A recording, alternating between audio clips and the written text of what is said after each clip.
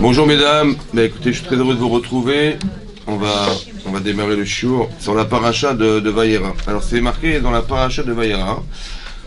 Vayera et là Hachem apparaît à Avraham Avinu, Belone Mamré, dans les collines de Mamré.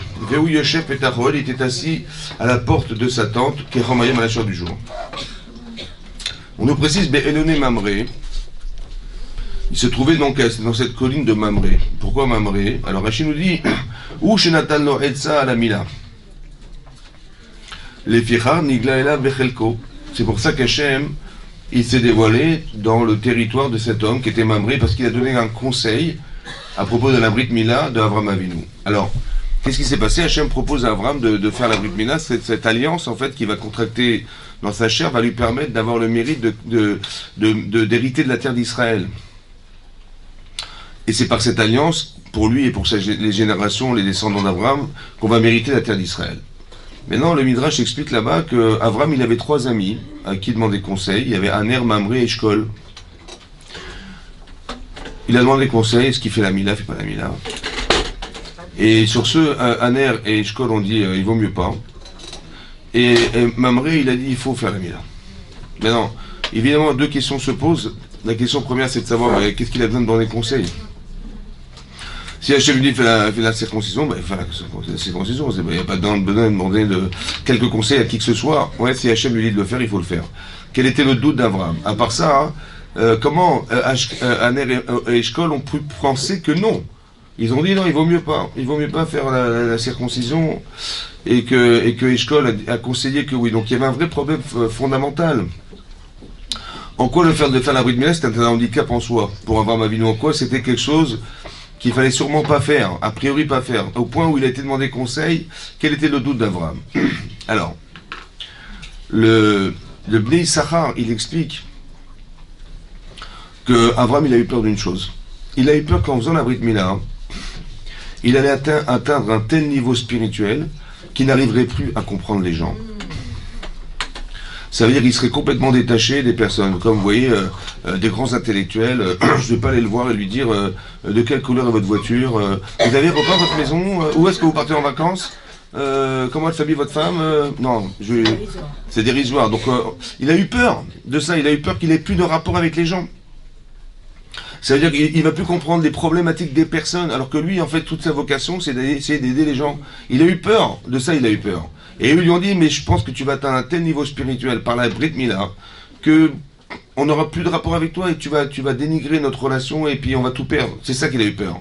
Et donc sur ce, à un moment, il dit non, il vaut mieux faire la Brit Mila quand même. Ça veut dire qu'il faut que tu maîtrises ton niveau spirituel, ouais, et que tu sois capable d'être un phare pour ceux qui vont vouloir.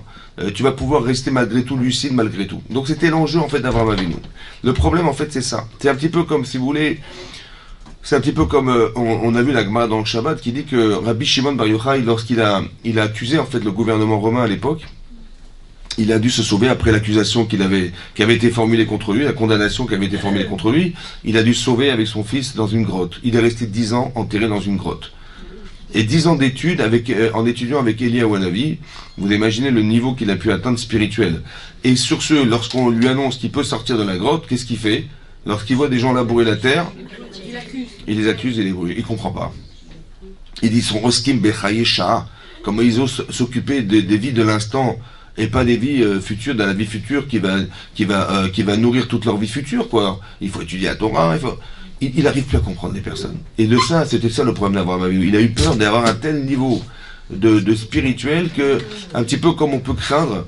Ouais, il y a des gens qui craignent d'envoyer leurs enfants à la yeshiva, ou ils ont peur d'envoyer leurs filles au séminaire. Il dit comment elle va me revenir et comment elle va nous imposer ça. Non, tu restes à la maison. Vous avez compris?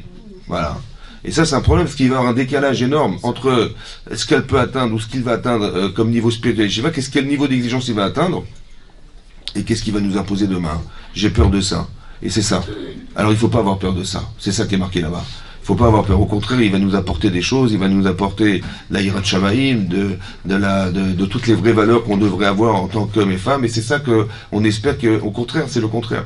C'est pour ça qu'Avraham, il hésitait. Et c'est pour ça qu'il a finalement écouté Mamré. Et c'est parce qu'il a écouté Mamré qu'Hachem a résidé sur le territoire de Mamré, c'est là qu'il est apparu à Abraham Avinu, par le mérite qu'a eu Mamré d'encourager Abraham à faire cette mitzvah de Brit Mila. En tout cas, c'était le dilemme. C'était le dilemme. Est-ce qu'on n'a pas peur d'atteindre des niveaux qui vont nous détacher? C'est vrai que c'est comme ça, on voit beaucoup de balais de chouva, ils ont des problèmes parce qu'ils sont tellement émettes qu'ils ne supportent plus le contraire. Ça devient allergique. Ils sont allergiques à ça et ça, il faut maîtriser ça. D'accord? Donc c'est ça le problème. Ensuite, qu'est-ce qu'on nous dit? Que les anges, il a voulu absolument faire l'hospitalité et Hachem lui envoie des anges.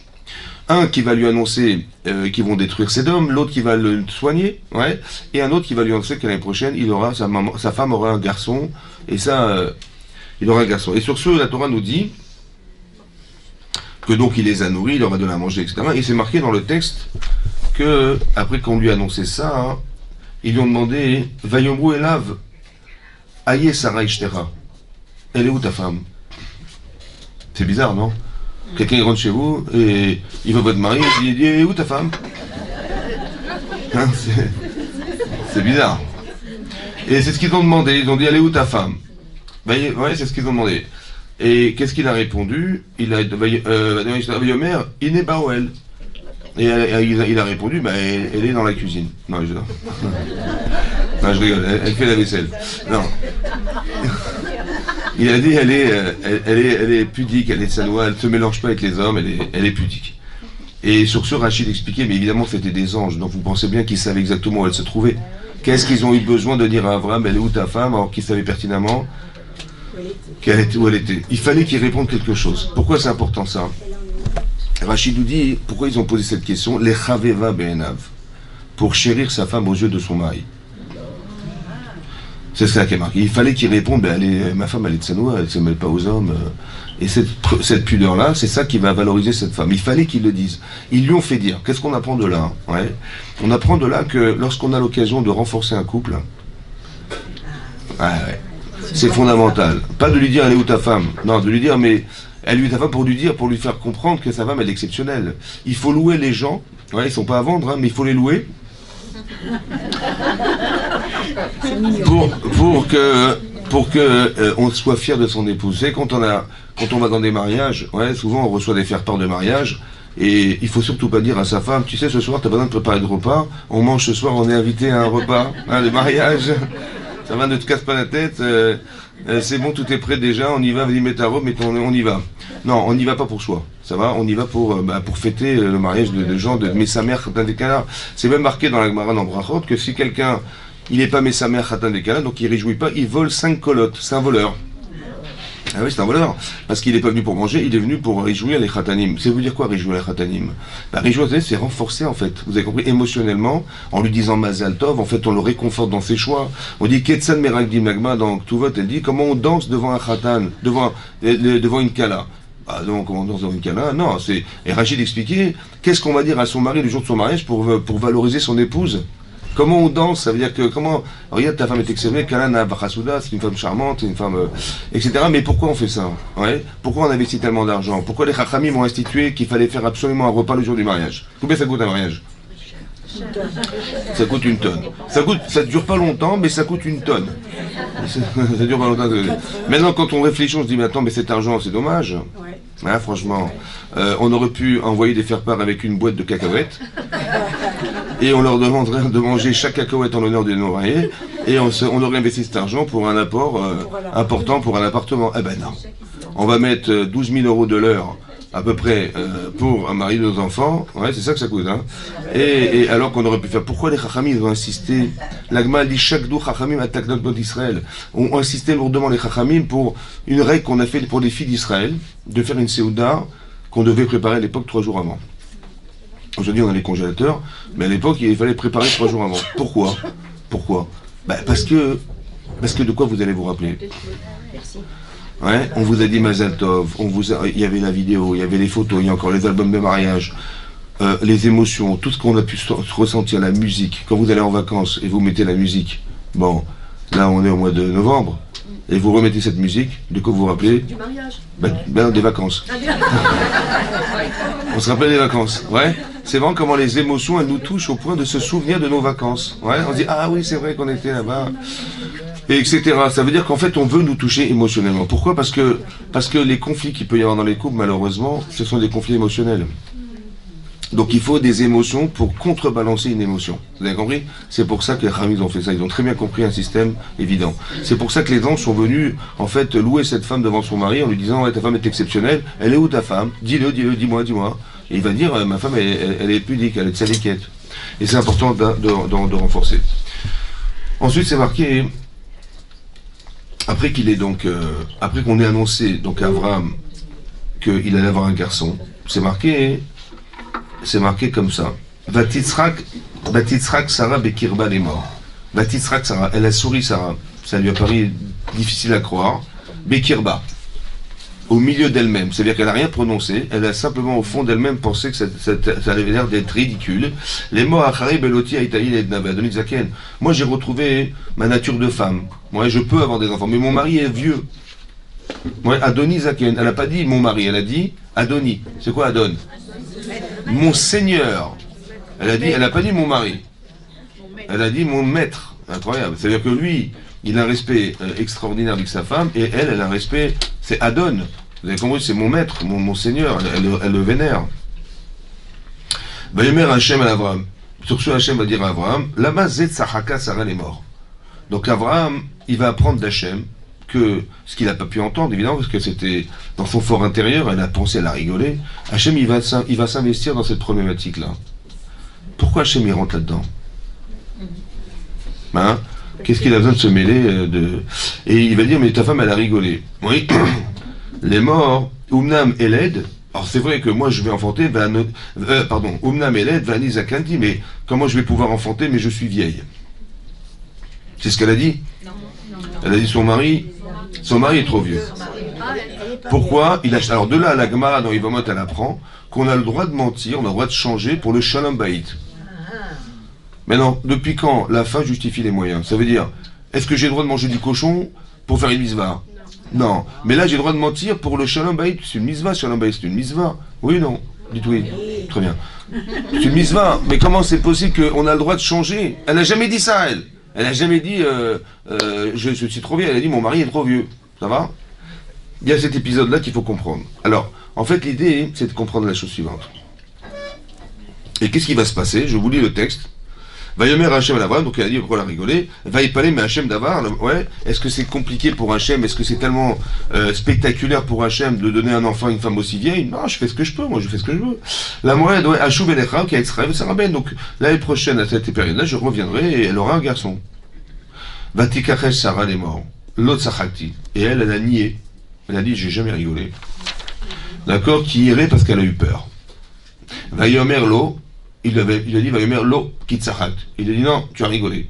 Et ils ont joué au ping-pong pendant environ une demi-heure. Tu as rigolé, j'ai pas rigolé, tu as rigolé, j'ai pas rigolé. Bon, je veux juste comprendre ces passages. Ça m'intéresse de comprendre ce qui se passe ici. Pourquoi d'abord Hachem il s'investit?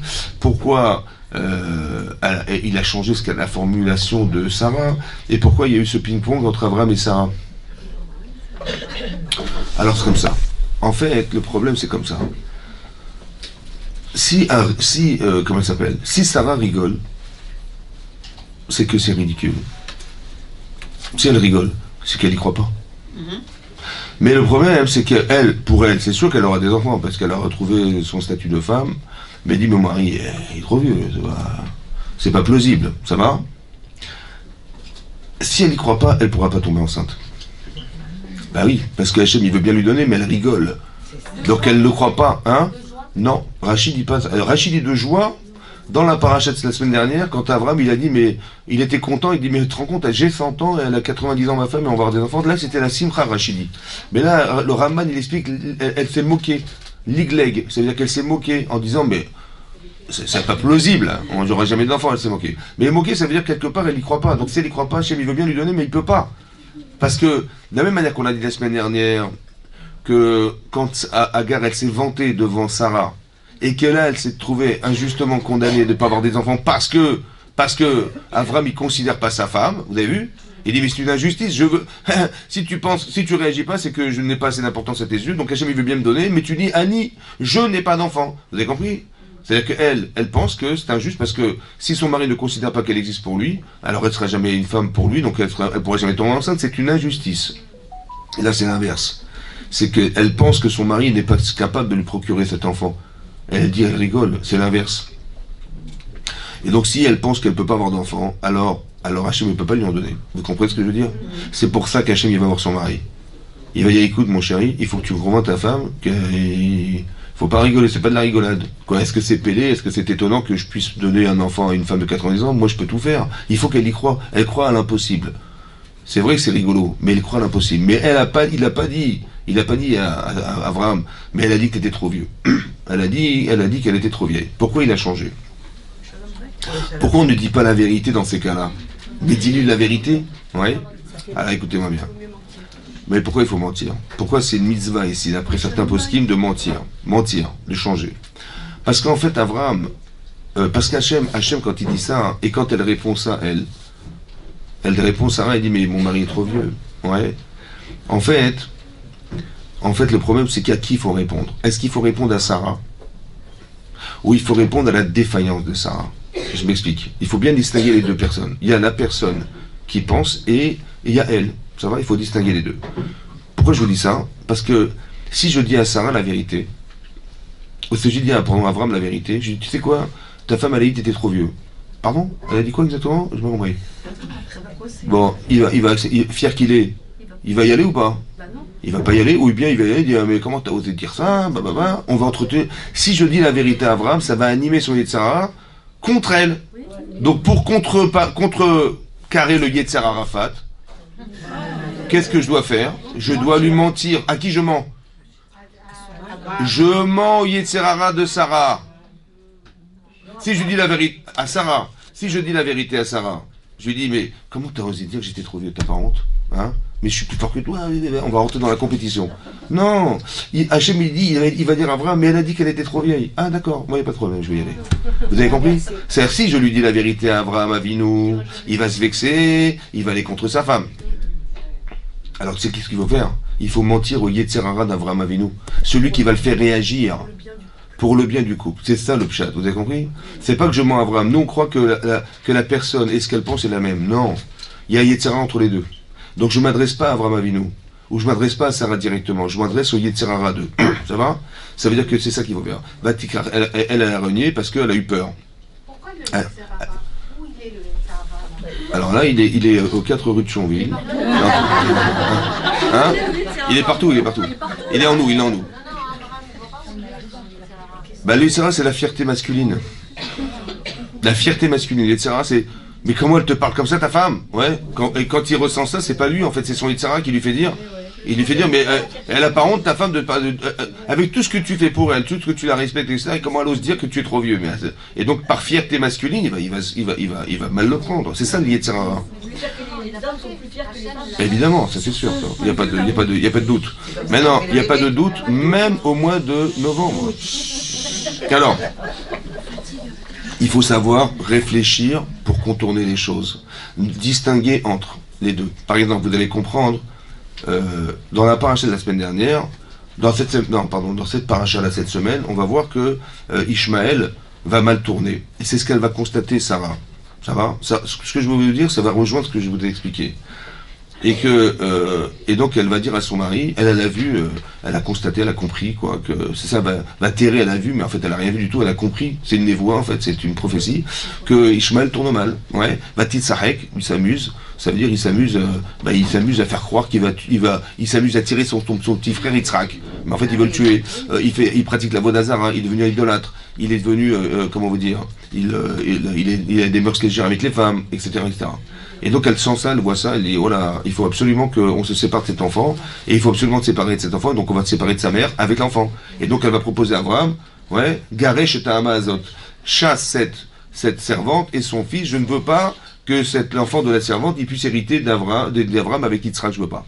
Et ça a été Rabbeinu Abraham. Ça veut dire qu'il n'a pas supporté ce qu'on puisse dire de son fils Ishmaël. Et Hachem il dit, écoute la voix de ta femme, tout ce qu'elle te dira, écoute. Et de là, on apprend qu'elle était plus prophétesse qu'Abraham Avinu. À la suite de ça, c'est marqué qu'il a chassé Agar et il a chassé Ishmaël. Mais, dit le texte, il a donné du pain et de l'eau. D'accord? Maintenant, Rachi pose la question au nom du Midrash, mais pourquoi il n'a pas donné de l'or et de l'argent? C'est la pauvre femme. Oui, cet enfant, il faut bien qu'il vive. Donc au moins, tu es très riche, Abraham, de l'or et de l'argent. Il a dit non.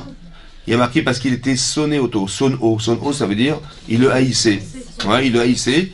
Parce qu'il y a Tzal et Taboutra, parce qu'il est parti à l'ouest, il a carrément lâché la Torah et tout ça, donc ça l'a pas, il a été sonné auto, ça veut dire qu'il ne supportait plus cet enfant. Et donc c'est pour ça qu'il a donné que de l'eau et du pain et pas de l'argent et de l'or.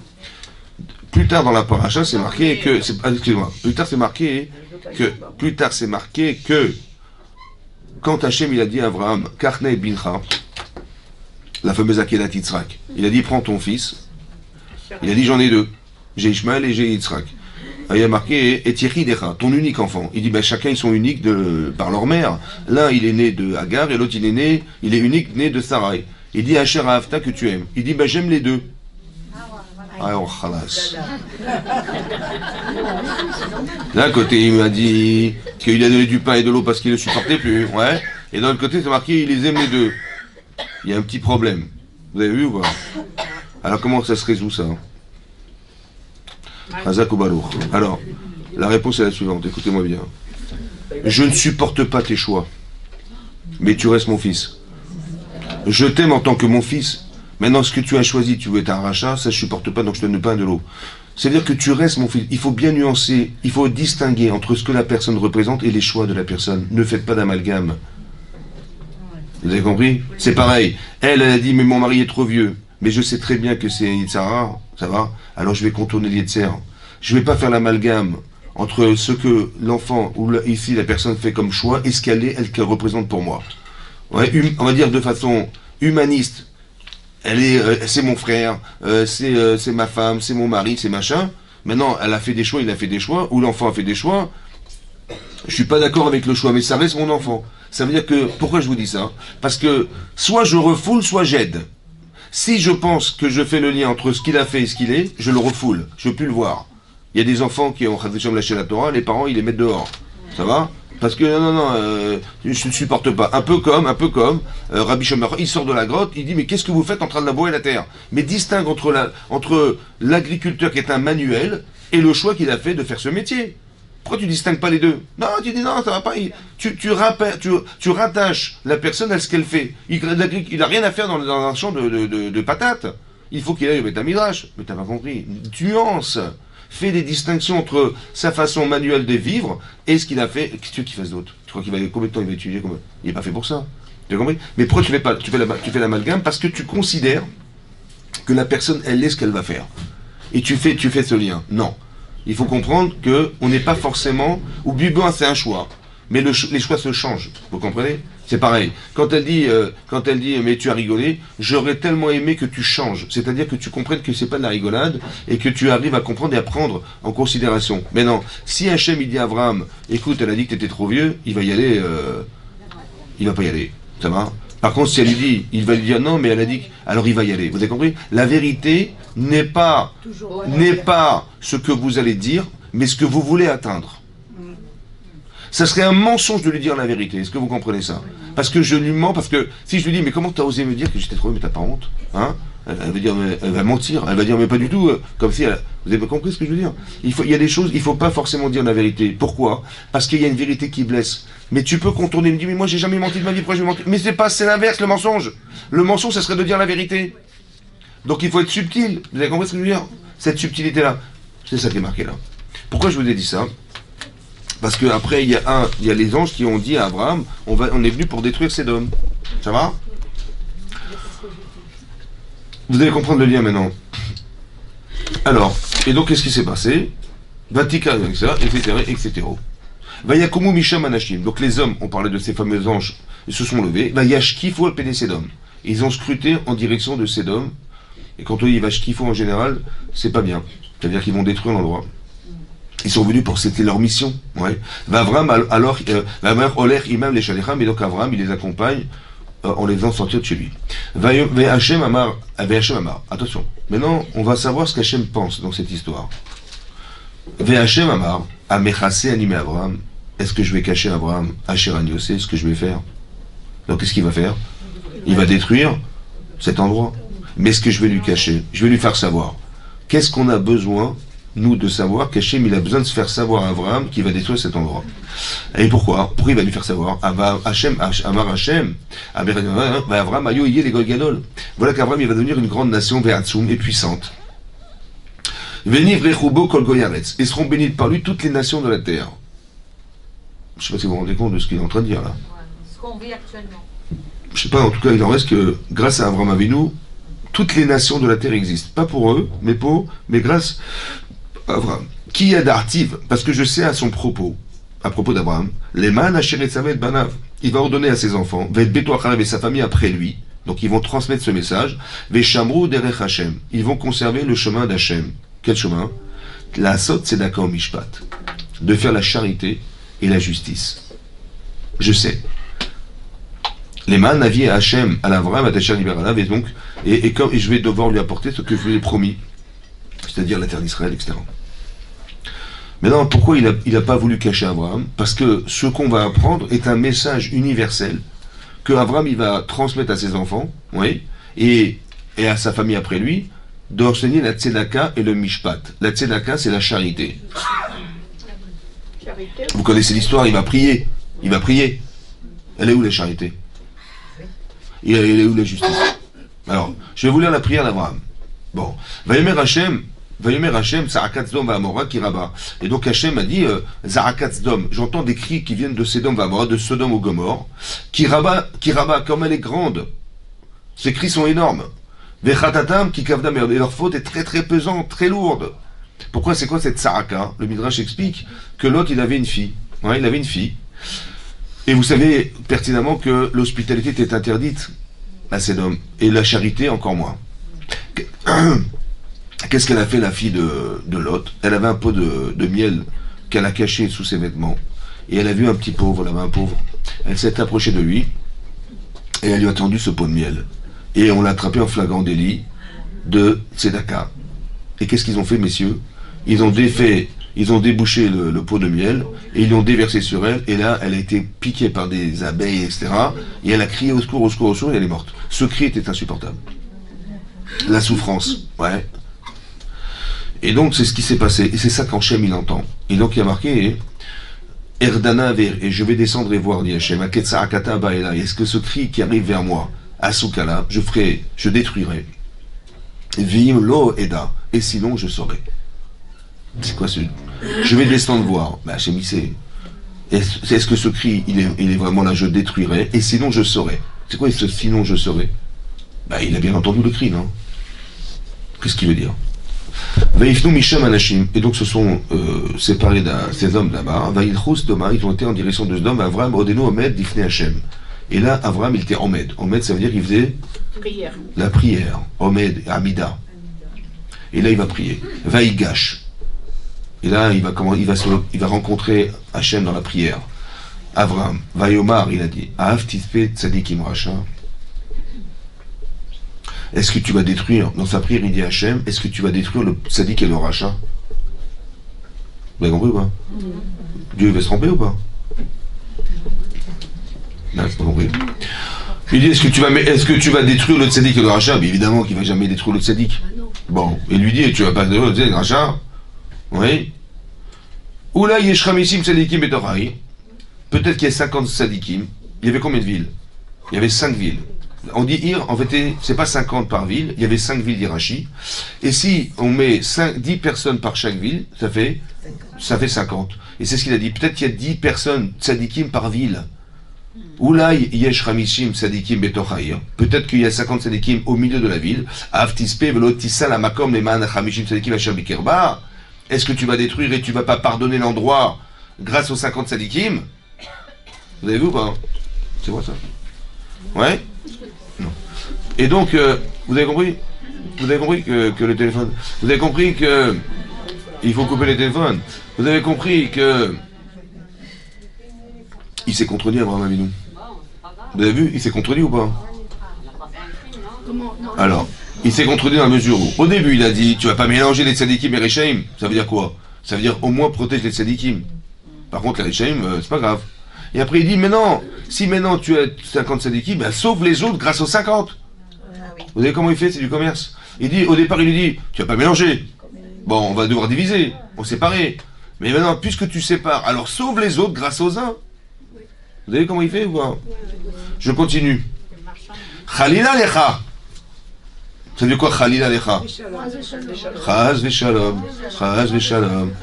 C'est quoi Khalila lecha? Ça veut dire quoi Khalila? Khalila chol. C'est désacralisant pour toi. Mais Assad Kadavarazé, l'ami de Tzadik Imracha, de tuer le Tzadik et le Racha. Wow, wow, wow, wow, wow, wow. Veria Katsek Racha, on dirait que le Tzadik comme le Racha. Khalila lecha, Shofet Kolares. Malheur à toi, comme c'est, malheur à toi, le juge de la terre. Loïa Semishpat, il ne fera pas de justice. Vous avez compris? Mais j'ai rien compris. Hein? Comment il parle à Hachem? C'est incroyable, hein? Vayomer Hachem, il a dit Hachem, il dit Imsa Bizdam Chamishim Sadiki Betorahir. Si vraiment je trouve 50 séquim, c'est-à-dire 10 par ville, Nasati l'école à Makom Ba'avoram. Je pardonnerai tout l'endroit grâce à eux. Azakobalour. Vayan Avram et Yomar. Donc Avram il continue à parler. Vine, Na'aoalti les daber. Si j'osais parler, elle a donné à mon maître qui était Hachem, Vanochi Afar Vaefer, je ne suis que poussière et cendre. Oulay Chasrun Chamishim, Atzadikim Chamisha. Peut-être que dans les 50, il va manquer 5. Ouais, on voit qu'Avram c'était un vrai Tunisien. Vous avez vu? Im Sacham Arbeim Chamisha. Peut-être qu'il y a 45. Pourquoi 45? Parce que 9 par ville, plus Hachem, 9 et 1. 10 Razak Balour. Il a dit peut-être il y a 9 plus Hachem, ça fait 45. Bah Yasef, ah, d'accord. Et qu'est-ce qu'il a dit? Il a dit, Vayomar, il a dit Hachem, il a dit, Lo Hashrit Kim Sacham Arbeim Chamisha. Je ne détruirai pas s'il y a 45. Vayosef Oledaber. Vayomar, Oula Im Saoucham Arbeim. Peut-être qu'il y en a 40. Vayomer Lo Esevawa. Alors ça veut dire quoi? Ça veut dire que on va condamner une ville, on en sauvera 4. Bah oui, 40. Mais bon, on en perdra une, on en gardera. Il a dit, je pardonnerai. Vayomer, après il dit, Vayomer Alna, je t'en prie, Hachem, Alna, Yechar la Adoni, Hachem, que Hachem ne se mette pas en colère contre moi. Adamera Oulay, ne te mets pas en colère contre moi. Oulay, Imsaoucha, Marchoshim, peut-être dans la 30. C'est-à-dire, on va condamner 2, on va garder 3. Après, il a dit 20. On va condamner 3, on va garder 20. 2. Après, il a dit 10. Et il s'arrête à 10. Il s'arrête à 10. Pourquoi il s'arrête à 10? Rachid dit, non, Rachid dit, une seule ville. On va condamner 4 villes, on n'en sauvera qu'une seule. Mais il a dit, pourquoi 10? Parce que il y avait 8 personnes dans l'arche de Noé. 8 plus Hachem, ça fait 9. Est-ce qu'on a sauvé le monde avec 9 personnes? Avec 9, non. Alors il a dit, moins que 10, ça ne marchera pas. Vous avez compris? Est-ce que vous avez compris qu'on a rien compris? Moi, j'ai pas compris la prière d'Abraham. J'ai pas compris ce qu'il a dit. Il a dit, tu vas mélanger les tzadikim de Réchem. J'ai pas compris. Ok, vous avez compris ou pas? Maintenant, pourquoi Hachem s'adresse à Abraham? Et pourquoi Hachem intervient? Maintenant, il faut savoir que cet endroit, c'est Sdom. Sdom, c'est Leicester. Leicester, ça veut dire que il n'y a que des malades mentaux là-bas. Je veux dire que faire l'hospitalité, on vous tue, ouais. On vous invite à la maison, mais si vous êtes trop grande, on vous coupe les jambes. Ben oui, parce que le lit est trop petit, hein, mesdames. Et si vous êtes trop petite, alors on vous écartelle pour vous mettre à la mesure. C'est quoi cette folie là? Ouais, la cruauté, ouais, tout ça. Et quand il nourrissait des pauvres, il leur donnait une pièce d'1 centime, jusqu'à ce qu'ils meurent. Mais ils mettaient leur nom sur la pièce pour récupérer la pièce, attention. On va pas perdre l'argent, vous avez compris? Ce niveau de cruauté, mais c'est insupportable. Est-ce que vous avez envie de prier pour ces gens-là? Bon, pourquoi je vous ai parlé avant de l'histoire d'Abraham et de Sarah, avant de Sarah, et qu'est-ce que ça apporte, quel rapport de logique il y a entre les deux textes? On nous dit au début, Abraham il a parlé avec sa femme, il a dû changer, machin, ouais. Et le fait qu'on nous parle de la prière d'Abraham. Alors peut-être l'idée c'est la suivante. Ne faites pas d'amalgame. Il y a des Rishaïm, mais ce sont des Rishaïm Kavda Meod, hein, c'est des gros Rishaïm. Hein. Ouais. Est-ce qu'on peut les aider, ces gens-là? Hein? Ben c'est ça le tridouche. Ne mélange pas entre les choix de l'homme et l'homme. Ah oui, ça veut dire que ces gens-là, ils ont fait des choix. Des choix philosophiques, des fois sociaux, des fois des choix, je ne sais pas quoi, d'intérêt personnel. D'accord? Maintenant, si, vous savez que c'est marqué dans les Pirkei Avot, c'est marqué que le tzaddik, il va dire Shelcha, Shelcha. Ce qui est à toi est à toi. Et ce qui est à moi est à toi. Ouais. Le rachat, il dit ce qui est à toi est à moi. Et ce qui est à moi reste à moi. Ça va? Et le Benoni, c'est-à-dire celui qui est partagé, il est moyen celui-là. Alors il dit ce qui est à toi est à toi, ce qui est à moi est à moi. Voilà, on se dispute pas. Yeshomrim, il y en a qui ont dit dans les Pirkei Avot que c'était Sdom. Quand on dit ce qui est à toi est à toi, ce qui est à moi est à moi, c'est Sdom. Ça veut dire quoi? En quoi c'est Sdom? En quoi c'est grave? Parce que si t'as, tant mieux, si t'as pas, ne compte pas sur moi. Si tu vas mourir de faim, écoute, je suis désolé, c'est ton mazal. Qu'est-ce que je peux y faire? Aucune intention participative à essayer de solutionner les autres. C'est ça, Sdom. Il n'y a pas de charité, la tzedaka et le mishpat. Ça va? Tu peux souffrir, c'est ton problème. Nous, on pense que ta souffrance, en fait, elle n'est qu'un révélateur de mon désir de te donner pour que je devienne Baal Chesed. Pourquoi tu crois qu'Hachem, il a fait qu'il y ait des pauvres? C'est pas pour dire, mais c'est Hachem qui aurait dû les nourrir. Pourquoi c'est pas nous pourquoi c'est nous qui devons le faire? La tzedaka et le mishpat. Parce que tu vas jamais devenir quelqu'un de Chesed si tu ne participes pas au Chesed. C'est comme ça. On n'est pas des Chesed intellectuels. Tu dis, oui, bien sûr, c'est magnifique, machin, et puis quand il faut donner, quand les personnes, ça va? Non, il faut que tu sois capable de faire. Et c'est ça qu'on a marqué ici. Donc ça veut dire que quoi? Ça veut dire qu'Abraham, il se dit, il dit à Hachem, tu me trouves 10 tzadikim par ville, je te sauve la ville. Comment? Parce que 10, c'est une force d'influence. 10 tzadikim, on va changer la façon de penser. Si tu avais été pauvre, monsieur de Sédom, ouais, t'aurais aimé qu'on te donne de l'argent ou t'aurais aimé qu'on te laisse mourir? Oui, bah évidemment, j'aurais. Bah pourquoi tu fais pas alors? Etc. Vous avez compris? C'est-à-dire qu'on peut modifier, on peut bonifier les pensées, on peut changer les gens. D'un rachat, tu peux en fabriquer un tzaddik. Il suffit de. Toi déjà fais la différence. Ne dis pas, ouais, c'est un rachat, mais j'ai jamais prié pour lui, mais qui. Je peux même pas le voir. Ouais, si. Vous avez compris ce que je veux dire? Pourquoi je vous dis ça? Parce que la différence entre Avraham et Lot, quand Avraham et Noach, Hachem il dit à Noach, écoute, prépare l'âge de Noé, écoute, il va parler aux gens, il explique-leur que ça va être la fin du monde. Hein. Ça veut dire que je vais noyer la terre. D'accord? Donc fais un bateau, et puis il va dire aux gens, pourquoi faire un bateau? Pourquoi faire un bateau? Pourquoi faire une arche de Noé? Pourquoi faire? C'est protéger, pour les protéger. Pour protéger? C'est-à-dire que ceux qui vont fauter, bah, ils seront noyés, et ceux qui n'ont pas fauté, ils vont entrer dans l'arche. Oui, non? Combien tu vas mettre de personnes dans l'arche de Noé? 8. Combien tu vas mettre? Non, il a dit fait une arche pendant 120 ans. Ouais. Et tu dis, écoutez, si c'est le déluge, voilà ce qui va se passer. Pas l'humanité. Pas l'humanité. Donc pourquoi Hachem il a dit faire une arche de Noé alors? Pour voir si Noach allait réagir. C'est bizarre. Ça veut dire que le type il va dire, moi je vais rentrer, mais l'autre il va mourir. Hein. Je sais pas si vous vous rendez compte. Est-ce que vous pensez que c'est ça qu'Hachem il a dit à Noach? Donc qu'est-ce qu'il a dit à Hachem à Noach? Ah, écoutez-moi bien. Il a dit fais une arche de Noé. Tu sais pourquoi faire? Pour que personne ne rentre dans l'arche de Noé. Bah oui, parce que moi je vais rentrer, mais l'autre il va mourir. Ah non, on va faire tchouva. On va faire tchouva comme ça on n'a pas besoin d'arche de Noé. C'est l'inverse.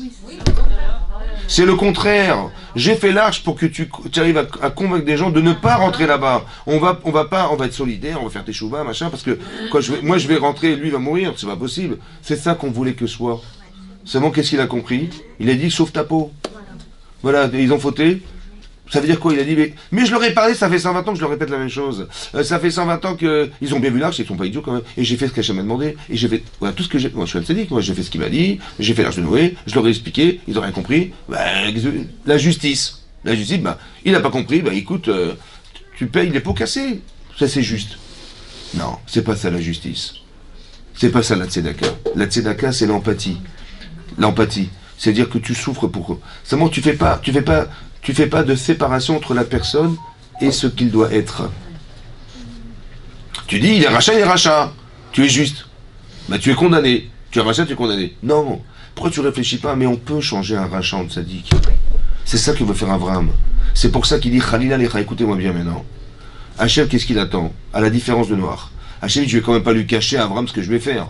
Pourquoi il dit ça à Abraham? Il dit parce qu'Abraham, il a la capacité de nuancer. Et donc, s'il me propose, écoutez-moi bien, ce que Hachem il voulait en fait, c'est comme ça. Écoutez-moi bien.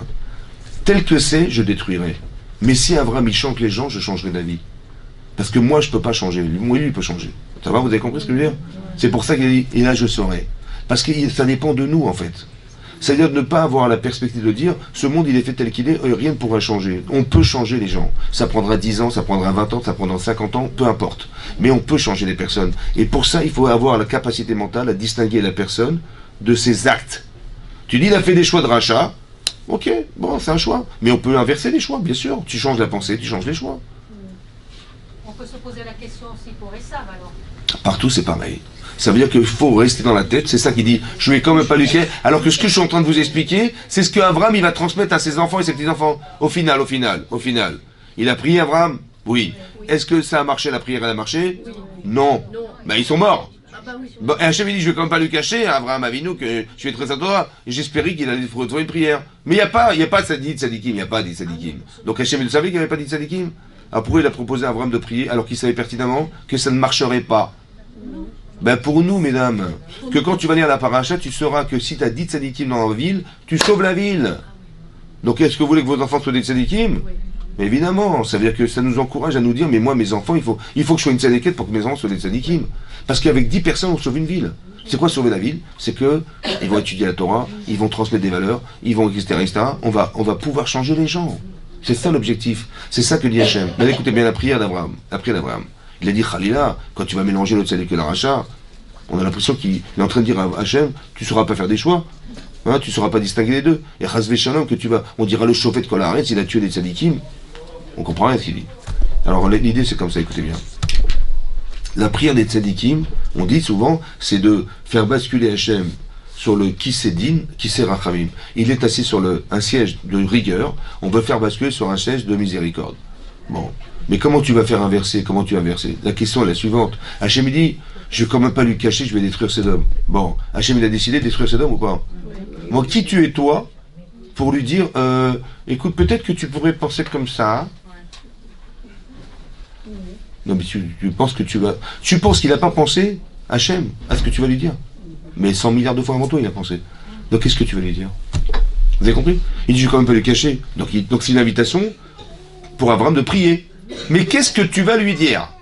C'est ça le problème de Noir. Il dit, mais qu'est-ce que tu veux que je lui dise? Je ne sais pas quoi dire, moi. Il a décidé de détruire le monde. Ben, moi, qui je suis, moi, pour lui dire, écoute... Ah, écoutez-moi bien. Il y a deux émettes. Il y a le émet d'Hachem et le nôtre.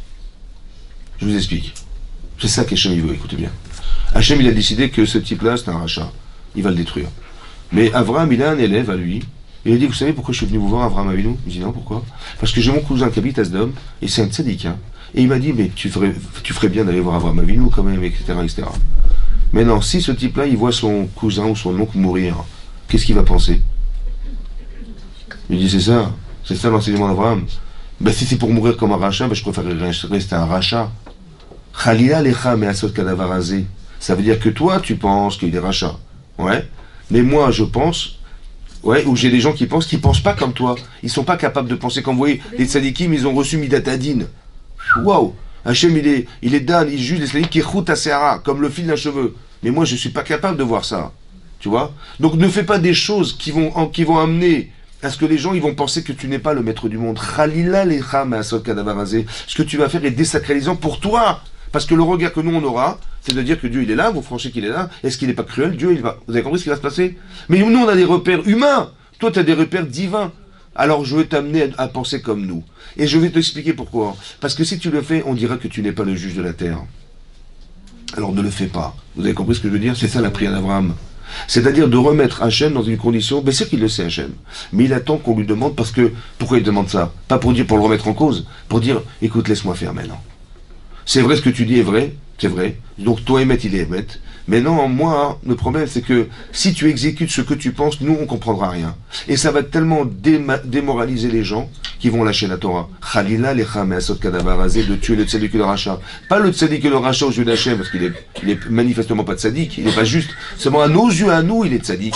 Et on aura dit, tu vois, le pauvre tzaddik, comme il s'est passé dans la Shoah, etc., on n'a rien compris du tout, vous avez compris? Mais cette incompréhension, elle doit nous poser problème. Pourquoi faire? Pour dire Hachem ne fait pas. Je t'en prie, ne détruis pas le moral des gens. Ne fais pas des choses qui, à tes yeux, sont émettes, mais ne sont pas forcément émettes pour nous. Mais pourquoi Hachem fait ça? Parce que manifestement, il n'y a pas de solution. Donc, dans son statut de Hachem, il va dire, eh bien, je cherche des gens qui vont essayer d'aider ça. Parce que tel que c'est, ça ne bougera pas. Et je sais que je vais être obligé de détruire. Mais je ne veux pas détruire.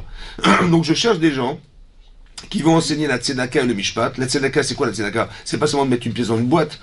C'est donner de son chesed. Mais oui, c'est donner de ton temps, donner de ta vie, de ta connaissance, ton expérience, c'est du chesed.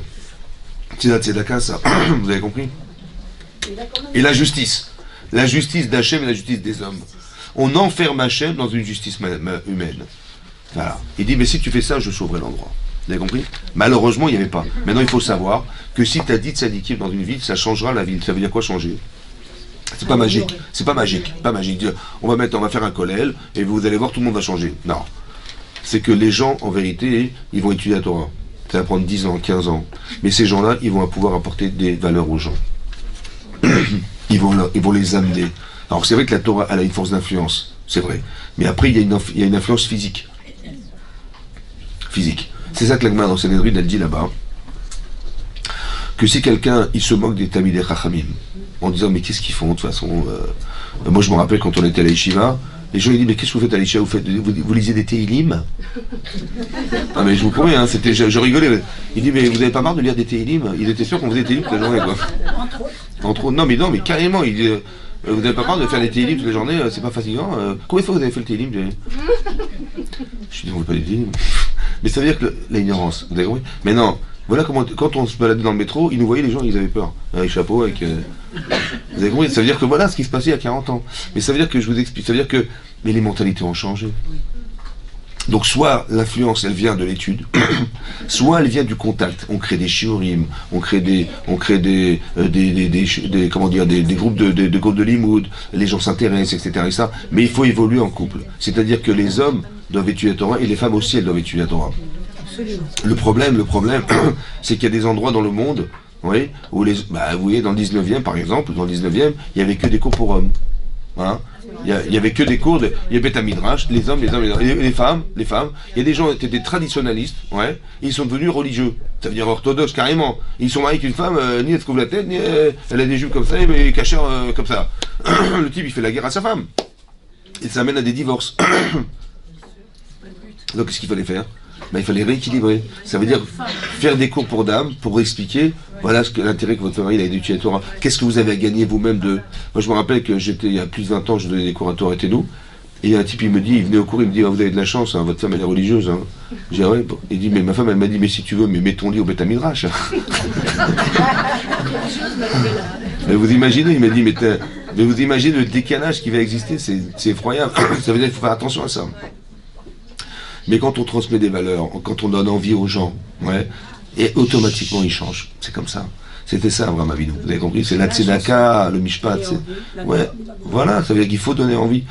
Et quand on donne envie aux gens, les gens ils se sentent mal de pas être bien, et ça leur permet de faire teshuva. Quand on enseigne la Torah, c'est une forme de tzedaka. Bien sûr, l'Agma elle dit que l'Agma en tout va elle dit quelqu'un qui n'enseigne pas la Torah à son élève, Monea mimenu chesed. Il lui retire du chesed. Oui, parce que quand vous donnez votre temps, vous donnez de l'argent, et vous donnez aussi de la connaissance. C'est du chesed. Ça veut dire que vous donnez quelque part de votre connaissance, elle vous appartient, mais elle doit être partagée. Et pourquoi? Parce qu'on doit être sensible à la souffrance, on doit être sensible à la méconnaissance, ouais, aux carences que ça peut engendrer. Si vous ne savez pas, dire je savais pas. Mais on est censé connaître la loi. Ça va? Si quelqu'un il roule sans permis de conduire, il dit mais moi j'ai jamais appris le code. Hein. Alors je prends les sens interdits, je m'arrête pas au stop, les feux rouges, mais moi j'aime pas le feu rouge. Par contre le feu vert, j'aime bien, mais le feu rouge, je sais pas. Alors que je passe direct parce que il faut connaître le code, je sais pas. Vous avez compris, c'est obligatoire. Donc c'est pour ça qu'il faut faire. C'est ça les enseignements qu'on tire de cette paracha, c'est qu'on apprend à vraiment une autre façon de réfléchir. Il faut distinguer les deux. Avec votre mari, c'est pareil. Avec vos enfants, c'est pareil. Ouais, c'est pas parce que votre mari fait des erreurs que il faut essayer de comprendre. Il faut dire miskin. Le pauvre, il savait pas. Alors qu'en général, on se vexe, on s'énerve. Mais comment il a pu faire ça? Comment il comprend rien? Et comment machin? C'est vrai, mais on fait l'amalgame, c'est-à-dire on colle la personne à ce qu'elle fait. Et donc ça nous énerve. Non, mais par amour pour lui ou par respect, ouais. Vous avez compris? Alors on va mettre la forme. C'est très important parce que quelque part, je dis aux femmes, et les hommes, c'est pareil pour ceux qui m'écoutent dans la vidéo, c'est pareil pour les hommes. Hein.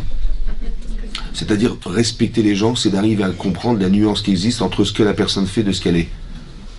Il ne faut pas condamner les gens, il faut essayer de les aider. Il faut dire, le pauvre, il ne sait pas, il ne savait pas, ou il ne s'est pas acclimaté à moi, il ne s'est pas adapté à moi, il ne sait pas ce que j'ai besoin, machin. Plutôt que de dire, mais comment tu fais?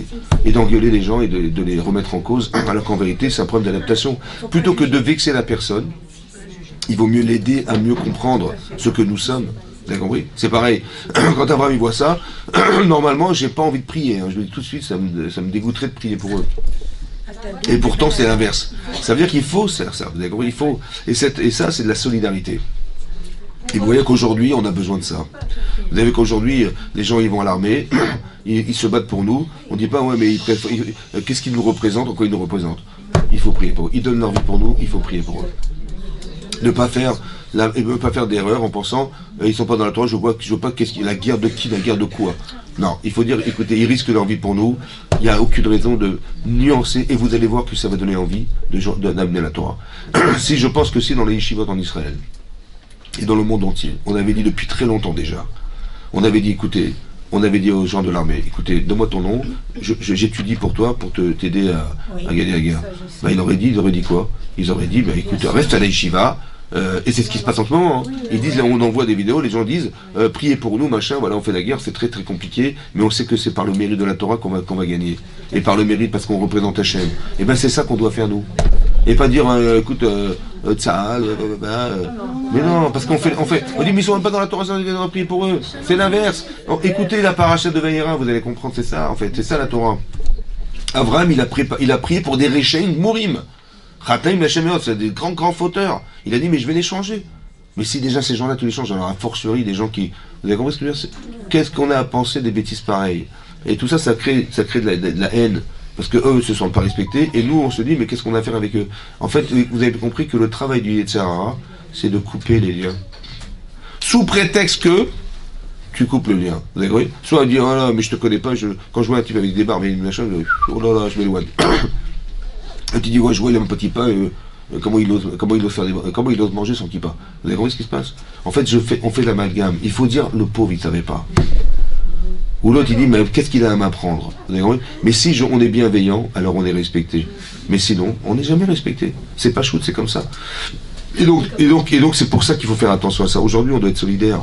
Quand on prie pour que... Je pense qu'il faut prier, d'abord, bien évidemment, de sauver ces gens-là, évidemment, de les protéger, évidemment, c'est sûr et certain. Mais tout ça, pourquoi? Vous avez vu que, pour qu'Hachem, il se révèle, il s'était révélé à Abraham. Hachem, il faut qu'il se révèle. Il faut qu'on prie pour que les choses, elles amènent à des miracles. Vous avez compris? Hachem, il dit à Pélé, mais est-ce que c'est difficile pour moi de donner un enfant à Sarah? Ouais? Pourquoi tu rigoles? Il faut y croire. Pas se dire, mais comment on va faire? Il faut y croire. Hachem, il peut tout faire. Hachem, il veut se révéler. À nous de lui donner cette chance, ouais, en disant, mais bien sûr, en disant, c'est un peu trop long, mais en pensant, ouais, que Hachem, il va se révéler un jour. Et il faut qu'il se révèle. C'est ça. Les opportunités que nous vivons aujourd'hui, il faut pas les laisser passer. Et donc, il faut que Hachem, il se révèle, que le Mashiach, il puisse arriver, et que ça mène les choix. Amen, qu'il y ait des raisons.